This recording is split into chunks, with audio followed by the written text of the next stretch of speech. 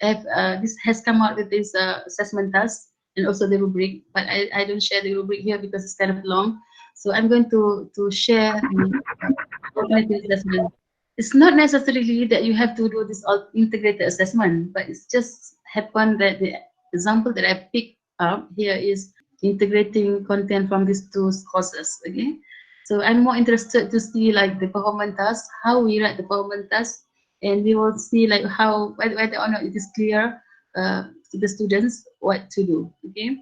Again, I would like to repeat from principle in biochemistry is LO number 2, analyze and report lab data creatively and critically. And from English proficiency style is LO number 3, produce materials for presentation using technology based on the themes given. Okay, and this is how the performance task sound.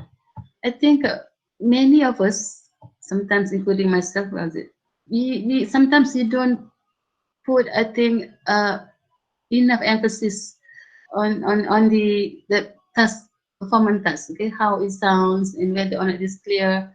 And because we know that we can always communicate with the students verbally, we'll tell them what to include, what not, and later on we'll add up more information to it. Okay. But actually, the best performance task is a task that is very clear, without having us to tell them verbally additional information, okay, as what to be done to complete the task.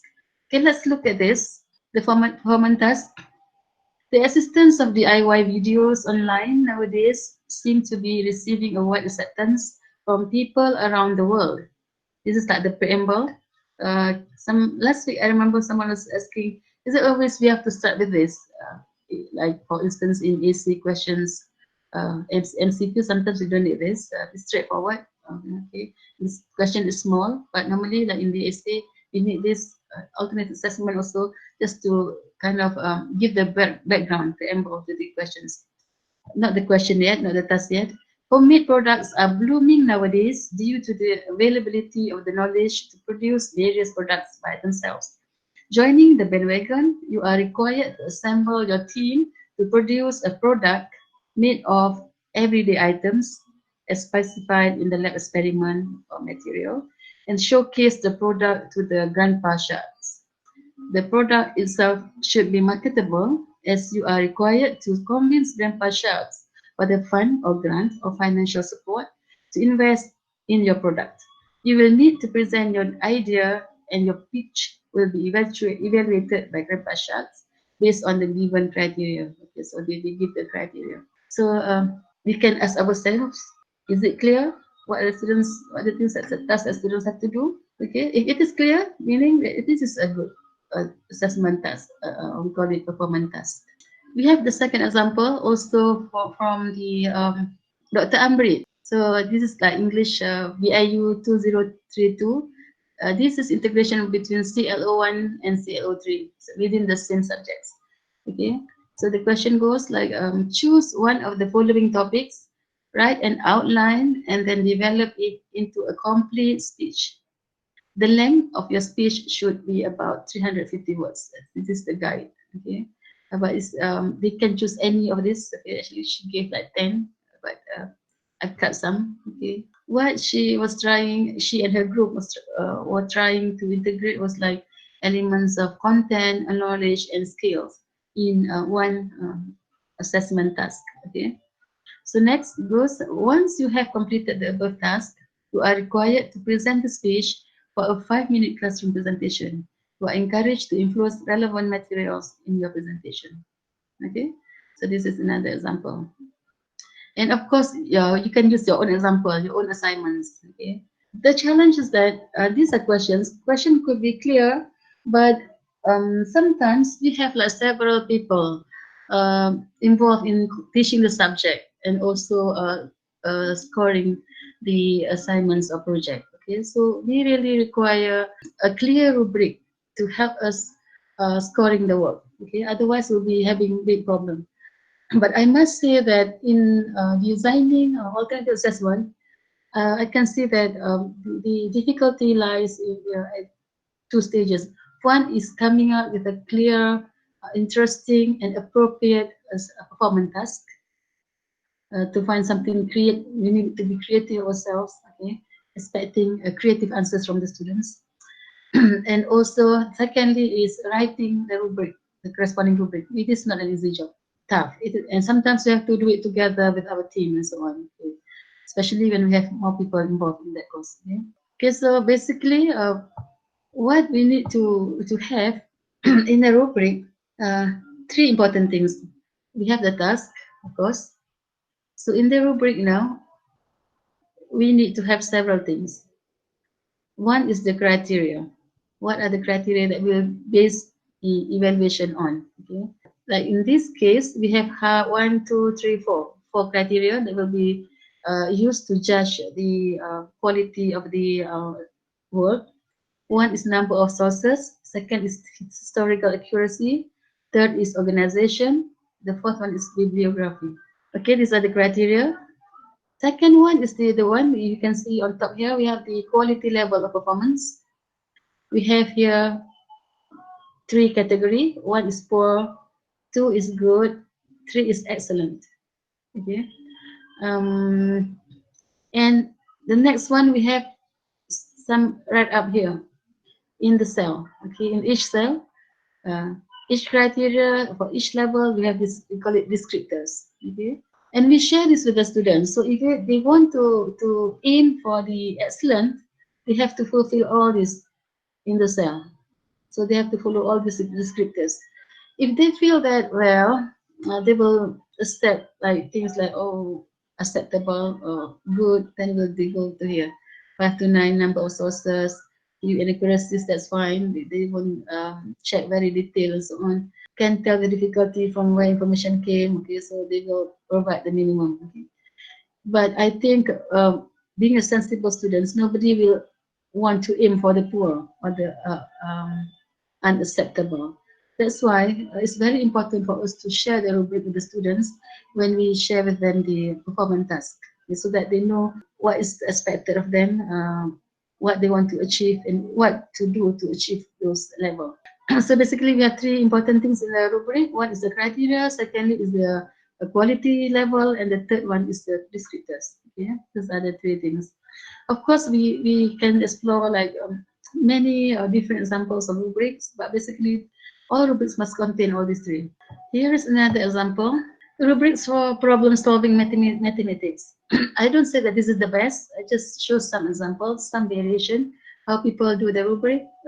But the developer of the assessment, who actually created the performance task and the rubrics, they will know best what kind of response that they require from the students, that they expect from the students. This is slightly different from the previous one. First, we still have the criteria here under the category 1, 2, 3, 4, 5. We have 5 category in this example: mathematical errors, explanation, neatness and organization, diagrams and sketches, and composition. And here, like previously, we had 3 levels. Here we have 4. One is this one, probably the lowest, and from 1, 2, 3, 4 is the highest. Okay, 90 to 100% of this. Okay, so inside we have also the descriptors. If the mathematical errors, the first criteria, our criterion, you see, it is excellent. How should it look like? Okay, so this is the story, the detail. Okay, and I think it's a bit, we have a bit of similarities with the tahap penguasaan in the SKP. Those of you who are familiar with the school syllabus, the SKP in the KSSR and KSSM, they have the tahap penguasaan, and then they have the description of the tahap penguasaan. So these are the descriptors actually. But I think what needs to be improved is like the criteria is not very clear in this tahap penguasaan. Okay, so the difference is that from the previous rubric, they have the weight. Okay, so for this one, for the mathematical errors, it takes 30%. Secondly, explanation takes 20%. So of this, whatever score that you give here, it will be multiplied by this. And then neatness and organization, 15%. Diagram and sketches, 15%. And completion, sorry, 20%. Some was my ask, how many levels should we assign? Should it be 3, 4, 5, 6, 7, 8, 9, 10? Okay. Again, it's up to us. We normally start with 3. Uh, what is the acceptable answer would be? Okay, response. What is the unacceptable? And anything beyond the acceptable, which is good or excellence. That's why we always start with the 3 level.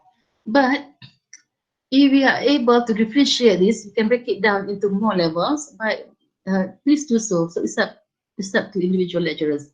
As long as we can differentiate between the levels. The moment we cannot do that, we have to merge the levels. Okay. Probably I'll just read to you some of the criteria in the Papa Shark story just now from the Dr. Shakina's class group. Sorry. The criteria in that Papa Shark assignment was: 1, content. Second is the sentence structure and word choice.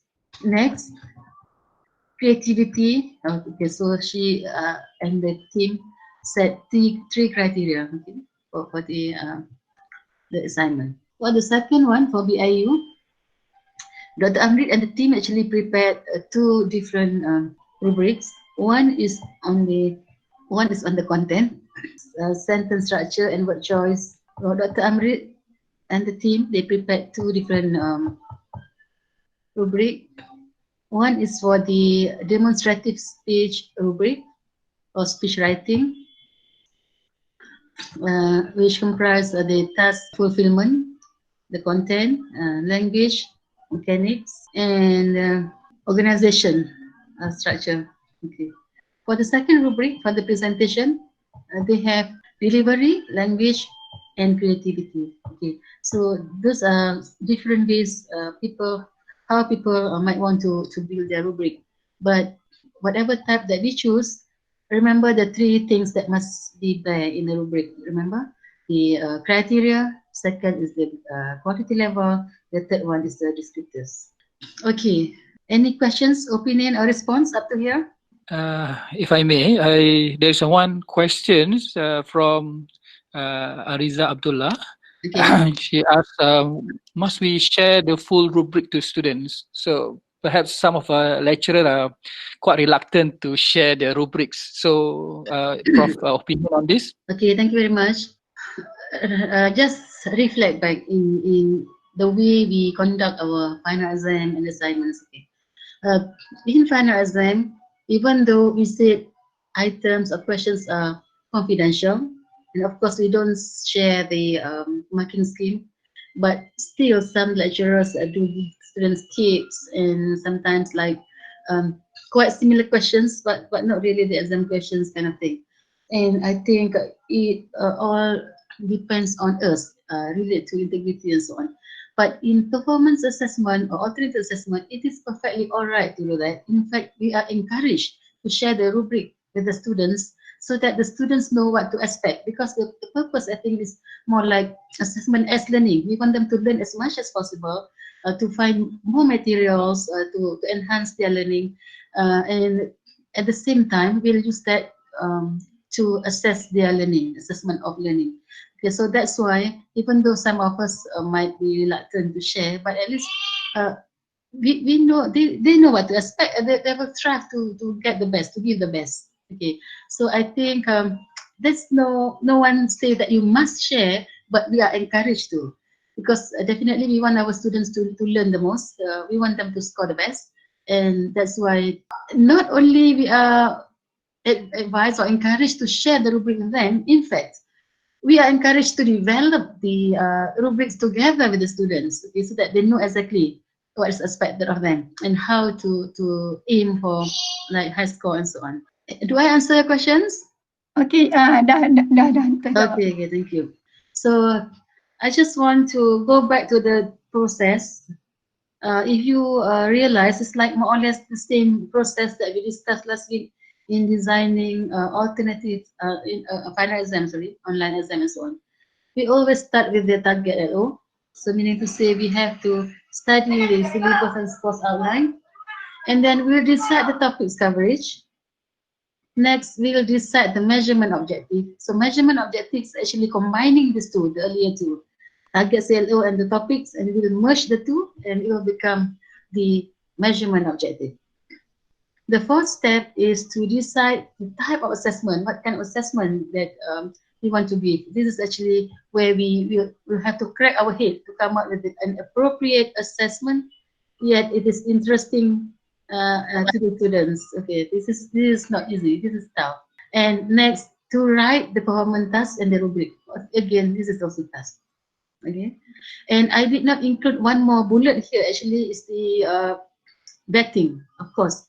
It just similar like in the final exam, you have the vetting process. For the assessment, alternative assessment, also we need that process to be followed. Okay, so what do we vet? It's actually two things. One is the performance task to make sure that it is very clear and it is within the scope of the syllabus and within the target CLO and so on. And second, what we want to also vet is the rubric itself. We have, I think some of us have encountered this. Students get their grades and they are not happy with it. They ask for second assessment. Okay, so they pay some amount of money, like 20,000 ringgit and so on, and then they want their papers to be assessed again. Okay, so the problem is that if the rubrics are not clear, there's a very high chance that the first assessment and the second assessment and the first evaluation, the second evaluation will be different. Okay. For instance, sometimes they get the first evaluation, maybe they get B plus, and the second evaluation they might get like A minus or A and so on. But if the rubrics are clear, that's very detailed, most of the time the same grade will remain, the same score will remain. Okay. So that's the importance of a clear rubric. Okay, okay, and this is the process. Just now was the graphical representation. So first, of course, we have to prepare our task specification table. Okay. We cannot bypass this. Whatever assessment type that we want to do, whether final exam or alternative assessment type, we have to start with this. Prepare your task specification table or JSU, because this actually helps us to establish content validity, like the scope, the coverage, the mapping with the syllabus and so on, and the type of questions, what level, what cognitive level and so on. Okay. Number two, what we have to do is check your measurement objective. Example, this is one example, just now I said must be very clear. We combine the LO and also the topics. Then we'll get the students, example, students will perform 5 types of cha-cha steps in correct dance position without error. I must say that I picked this from internet. I just read this and then I take this because I think it's easy to follow. Okay, this is measurement objective. Okay, combining like the skill and the content is cha-cha. Okay. Okay. Next, we have to write your performance task clearly. Okay, we have to test the performance task. Right. Next, we have to prepare the corresponding rubrics. After that, you have to make sure that the performance tasks and rubrics will undergo vetting process. And the last one, moderation is useful if you have several lecturers teaching and marking the assessment of project. Okay, this is, I think it goes for the other like essay type of questions also in the final exam. Okay, at all level or even in the national exam also, we have the committee, we have like first check, second check, and so on. We have the schema pemarkahan marking scheme. But if rubric is even like more subjective kind of response, so we really need this. These are the challenges that I mentioned earlier. I would like to emphasize this. I would like to re-emphasize again. The challenge is in developing a good and interesting task performance. Okay, appropriate. The keyword here is appropriate because it relates to the validity of the assessment task that we give them. Okay, secondly is preparing the corresponding rubrics, because clear rubrics will minimize subjectivity in scoring, and when that happens, this will increase the consistency among raters, and we will actually increase the reliability of the assessment. Okay, so whatever types of the assessment, it doesn't matter. We have to take care of the quality, of the reliability, validity of the assessment that we give the students. And these are some tips in designing performance assessment. Okay, writing performance task. Okay, in choosing like the performance task, which type, and you want to write that task. Normally, we will choose a task or activity that will provide students with opportunity to learn the most. That they will collect information. They have to learn new things. They will communicate with people. They will do literature search and so on. Okay. Number two, when preparing rubrics, so normally we will start with what kind of response do you expect the students to demonstrate. Then we will list down the criteria, quality level of each criteria, and move on to the descriptors. Okay. Nobody can tell you what are the criteria should be, yes, because we are the one who is developing the performance task, and we know what kind of answers expected from the students. So anything that we feel is important, we will put in the criteria. So if we feel that creativity is very important, so put creativity as one of the criteria. If we feel that skills is important, so skill will be in the criteria. We feel that attitude is also important, so attitude will be in the criteria. It's not necessarily knowledge, not necessarily content. It depends on what we are measuring. Okay. So once the rubric is ready, we have to check our performance task. How does it sound? And see if all the criteria in the rubrics are spelled out in the performance task. Okay. I just want to give one example. This is a real example, a classic example. We set the questions, okay, and we prepare this marking scheme or the scoring guide or the rubrics. Okay. We did not ask students to provide example, but in the rubrics, there is mark given to example. So chances are some students might include the example and some might not. Okay, but we are not being fair because we did not spell that out in the questions or the performance task. Okay. Second example, I think was like about last year. I found in one institution.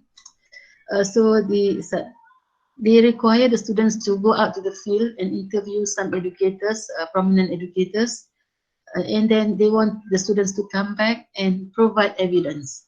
So I was thinking like, what kind of evidence? From the sample of answers they provide in the file, mostly they were like transcripts, interview transcripts and so on. So I asked like, is it possible if one student, they just like provide a photograph as an evidence that they have met this educator, prominent educator and so on. They said no, not enough. And then I asked, what if they just record the audio tape or the video tape? Again, they said that, oh no, it's not enough. So what do you expect actually? The team said that they actually expected a rubric. So by all means, if you only, it's not rubric, they only accept transcript, interview transcript. So by all means, if you really want that, okay, so say directly that you require them to audio tape and then transcribe the interview. Otherwise, you cannot penalize students for not doing it. Okay, so that's what I mean. Sometimes it's wise to, after having the rubric ready, we will check again the performance task and we can take the opportunity to modify or improve the performance task that we write. And next is what, like the earlier question just now, share the rubric to your student. And also it is highly recommended that we involve students in developing the rubric. We build together with the students. Why? Yeah, we you know the answer, because so that students learn the most. They know what's expected of them, and they will go all out to give the best, to find the necessary information, to learn new things and so on. So if they get an A, well, they deserve it because they fulfill all the criteria in the rubrics. Okay. So and also we can use it as